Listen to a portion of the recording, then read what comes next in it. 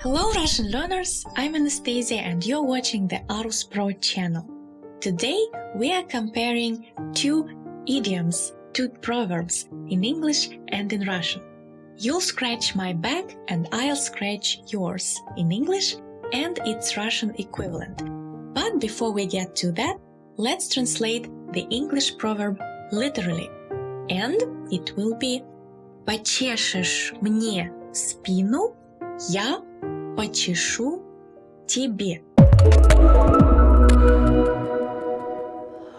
Here in English you have the future tense of the verb to scratch. You will scratch, I will scratch. In the Russian sentence, in the Russian translation, we also use the future tense, but we use the perfective form of the verb. Like any other verb, the verb to scratch in Russian has two aspects, imperfective and perfective. And here we use the future perfective. Ты почешешь, я почешу. Why perfective? Because in this sentence we use the contexts of possibility and promise in the future.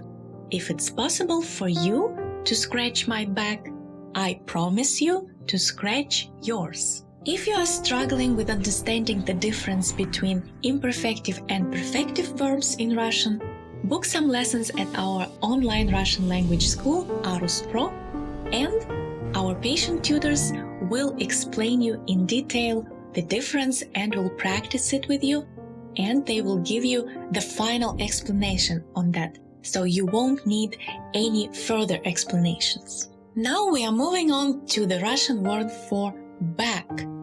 Back as a noun, as a part of your body, is spina. However, in our sentence we have spinu. Why is that? Because here in our sentence it's the object of the verb. Почешешь спину. Ты почешешь спину. And when a feminine noun is in the position of the object, it changes its ending from a to u. In the English sentence here, you use the possessive pronouns, my and yours. In Russian, we don't normally use them when referring to body parts. For example, where can I wash my hands in Russian will be где я могу помыть руки, not мои руки. So мне in the Russian translation here is not the equivalent of my. It's not a possessive pronoun, it's a form, a special recipient form of the personal pronoun я, I.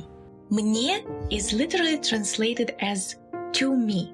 We use to me, the recipient form, in this sentence in Russian because if you scratch my back, you do me a favor, right? You do me a service. So you help me with something that I cannot do myself.